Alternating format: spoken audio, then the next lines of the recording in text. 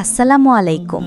তুমি কি জানো দিনের প্রথম নামাজ ফজর মিস করলে পুরো দিনের বরকত হারিয়ে যায়? আমি তোমাকে একটা ছোট্ট গল্প বলি। একজন যুবক ছিল। অনেক রাত জেগে সে মোবাইল দেখত, কখনো গেমস খেলতো, কখনো সোশ্যাল মিডিয়ায় ঘন্টার পর ঘন্টা কাটাতো। রাতে যখন ঘুমাতো তখন বলতো, কাল সকালে উঠবো ইনশাল্লাহ। কিন্তু প্রতিদিনের মতোই অ্যালার্ম বাজত, কিন্তু সে অচেতন অবস্থায় বন্ধ করে দিয়ে আবার ঘুমিয়ে যেত। ফজরের আজান হয়ে যেত, সূর্য উঠত, আর সে তখনও ঘুমে ডুবে থাকত। এভাবে চলতে চলতে তার অন্তরে অদ্ভুত অশান্তি জমে গেল। দিনে কাজে মন বসত না, দুশ্চিন্তাতে বসত, ছোট ছোট সমস্যাও তাকে ভেঙে ফেলত। আসলে সে বুঝতেই পারছিল না ফজরের বরকত হারিয়ে যাচ্ছে প্রতিদিন। রাসূল সাল্লাল্লাহু আলাইহি ওয়াসাল্লাম বলেছেন, যে কেউ ফজরের নামাজ মিস করে সে যেন তার পরিবার ও সম্পদ সব হারিয়ে ফেলেছে। মুসলিম শরীফ। একদিন সে এক আলেমের কাছে গেল। আলেম তাকে বললেন, বেটা, ফজর শুধু নামাজ নয়, এটা হলো তোমার রিজিক আর জীবনের বরকতের দরজা।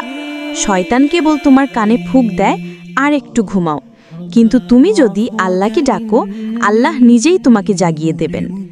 আলেম তাকে কিছু টিপস দিলেন। ১. রাতে ঘুমোতে যাওয়ার আগে দৃঢ় নিয়ত, আমি ফজর পড়ব। ২. ঘুমের আগে ছোট দোয়া, আল্লাহুম্মা বিসমিকা আমুতু ওয়া আহিয়া। ৩. অ্যালার্ম এমন জায়গায় রাখো যেন উঠে গিয়ে বন্ধ করতে হয়। ৪. পরিবারের কাউকে বলো ডাকতে। ৫. আর সব কিছুর উপরে আল্লাহর কাছে দোয়া করো। সেই যুবক বদলে গেল। আজ সে ফজরের নামাজ পড়ে দিন শুরু করে, আর দিন ভরে তার অন্তরে রহমত ও শান্তি নেমে আসে। তুমি কি চাও না তোমার জীবনও বদলে যাক? ভাই ও বোনেরা, দুনিয়ার সব কাজ, সব টাকা, সব ইচ্ছা একদিন শেষ হয়ে যাবে, কিন্তু ফজরের নামাজ তোমার আখিরাতের পথ আলোকিত করবে। তাহলে আজ থেকে প্রতিজ্ঞা করি, ফজরের নামাজ কখনো মিস করব না ইনশাআল্লাহ। যদি ভিডিওটা তোমার মন ছুঁয়ে যায় তাহলে অন্য ভাই বোনদের সাথে শেয়ার করো আর কমেন্টে লেখো, আমি ফজর পড়ব ইনশাআল্লাহ।